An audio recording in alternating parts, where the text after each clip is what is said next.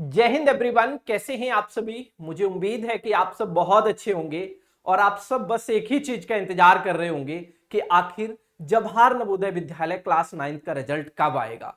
क्योंकि हर एक entrance exam का रिजल्ट लगभग डिक्लेयर हो गया, लेकिन जवाहर नवोदय विद्यालय क्लास 9 का रिजल्ट अभी तक नहीं आया। और सच मायने में इस बार वाकई में थोड़ा सा ये रिजल्ट डिले हुआ है, जो कि हमने पिछले वर्ष के डेटा को एनालिसिस किया है।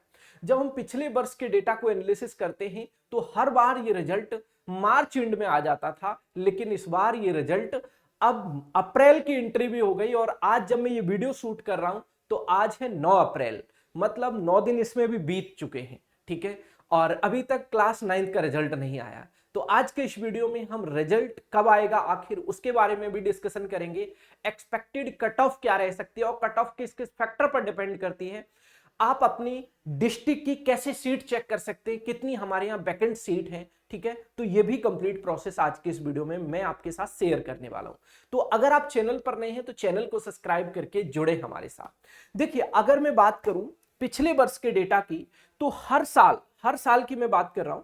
ठीक है, तो लगभग जो आपका रिजल्ट आता था वो 25 से 30 मार्च के बीच में आ जाता था। मतलब 25 मार्च से लेकर 31 मार्च तक रिजल्ट आपका आ जाता था। मार्च तक आपका रिजल्ट आ जाता था, मतलब ठीक है, मतलब एंड ऑफ मार्च में रिजल्ट आ जाता था जेएनबी क्लास 9 का। लेकिन इस बार अभी तक रिजल्ट का कोई अता पता नहीं है। हाँ, लेकिन यह बात निश्चित है कि रिजल्ट आपका कभी भी अब डिक्लेयर हो सकता है, क्योंकि रिजल्ट जितना डिले होना था लगभग वो डिले हो चुका है। अब आपका रिजल्ट कभी भी डिक्लेयर हो सकता है। जब मैं ये वीडियो शूट कर रहा हूं तो आज है 9 अप्रैल। ठीक है, हो सकता है मैं वीडियो बना के हटूं और रिजल्ट आ जाए। ठीक है, हो सकता है कि कल आपका रिजल्ट आ जाए। इस वीक में आपके रिजल्ट आने के चांस सबसे ज्यादा है, मतलब सैटरडे तक आपके रिजल्ट आने के चांस प्रबल है। और नहीं तो 15 अप्रैल से पहले पहले आपका रिजल्ट आ ही जाना चाहिए, जहां तक कि अनुमान है। ठीक है, अब देखिए, बाकी ये सारी चीजें जवाहर नवोदय विद्यालय समिति के ऊपर डिपेंड करती हैं कि कब वो रिजल्ट डिक्लेयर करेंगे। ठीक है, लेकिन ये एक अनुमान है कि आपका रिजल्ट 15 अप्रैल से पहले पहले डिक्लेयर हो जाना चाहिए। मोस्ट पॉसिबिलिटी है कि इसी वीक में, जब ये जिस वीक में ये वीडियो में शूट कर रहा हूं 9 अप्रैल को। ठीक है, तो आज 9 अप्रैल हो गई, कल फ्राइडे है 10 अप्रैल, सैटरडे को 11 अप्रैल है, तो 11 अप्रैल तक आने की प्रबल संभावना है।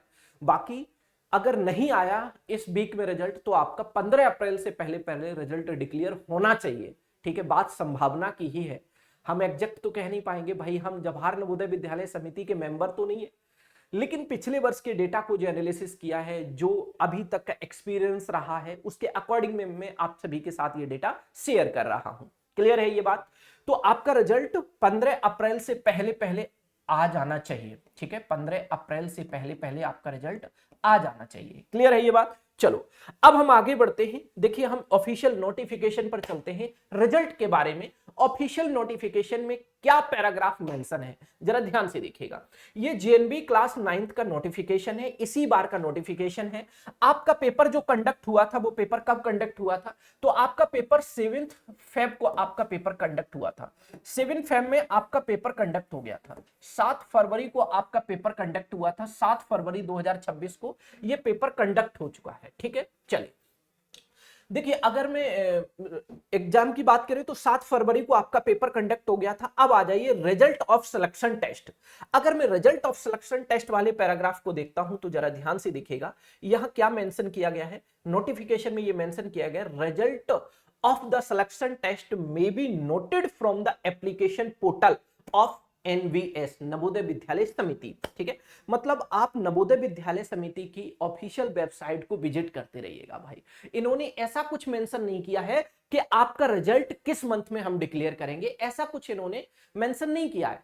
इन्होंने ये कहा जैसे ही रिजल्ट आएगा तो उसके लिए हम अपनी वेबसाइट पर हम क्या करेंगे, आपको नोटिस देंगे और नोटिस में हम आपको बताएंगे कि आपका रिजल्ट भाई डिक्लेयर हो गया। तो आप ऑफिशियल वेबसाइट को विजिट करते रहिएगा। ठीक है, मैंने एक शॉर्ट वीडियो के माध्यम से आप सभी को अपनी इसी चैनल पर बताया भी है कि आप कैसे ऑफिशियल वेबसाइट जवाहर नवोदय विद्यालय समिति की आप चेक करते रहेंगे, जिससे कि आपको रिजल्ट की अपडेट मिल पाए। क्लियर है ये बात। चलिए, तो ये 2 पॉइंट क्लियर हो गए कि रिजल्ट आखिर डिले क्यों हो रहा है। इसका कुछ नहीं कह सकते कि रिजल्ट आखिर क्यों डिले हो रहा है। ठीक है, ऐसा कुछ नहीं कह सकते हैं। जेएनबी क्लास 9 में उतने बच्चे भी नहीं होते हैं तो इस बार क्यों रिजल्ट डिले हो रहा है, ऐसा कुछ भी मतलब ऑथेंटिक डेटा नहीं है कि इस वजह से ये डिले हो रहा है।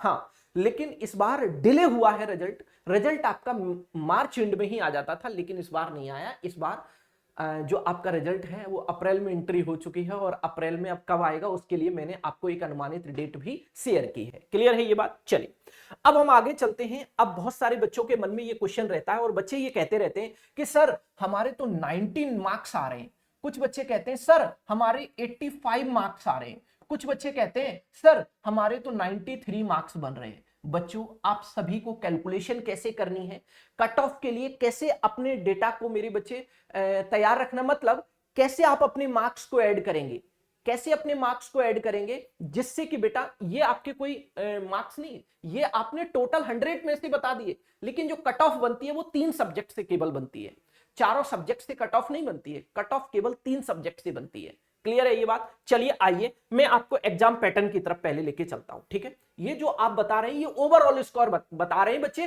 100 में से, लेकिन आपकी कट ऑफ बनती है आउट ऑफ 85, ठीक है। आउट ऑफ 85 मार्क्स आपकी कट ऑफ बनती है, ठीक है। चलिए मैं आपको अब लेकर चल रहा हूं आपके एग्जाम के पैटर्न पर, ठीक है। ये रहा आपका एग्जाम का पैटर्न, जरा ध्यान से देखिएगा। ये आपका एग्जाम का पैटर्न रहा, ये आपका एग्जाम पैटर्न है। जरा ध्यान से देखिए इस एग्जाम पैटर्न को। जब मैं एग्जाम पैटर्न को देखता हूं तो इसमें ये 4 सब्जेक्ट आते हैं। कौन कौन से सब्जेक्ट आते हैं? English, Hindi, maths and general science, ठीक है। तो जो आपकी कट ऑफ बनती है वो 3 सब्जेक्ट से बनती है। मान लो कि आपके इंग्लिश सब्जेक्ट में, मान लो कि आपके इंग्लिश सब्जेक्ट में 10 मार्क्स हैं, मान लो कि हिंदी सब्जेक्ट में आपके मार्क्स हैं 13, ठीक है, और बाकी इन 2 सब्जेक्ट में मार्क्स होंगे। तो बच्चों इन इंग्लिश और हिंदी, इन दोनों सब्जेक्ट में से उस सब्जेक्ट के मार्क्स एड ऑन किए जाते हैं जिस सब्जेक्ट में आपका अच्छा स्कोर होता है।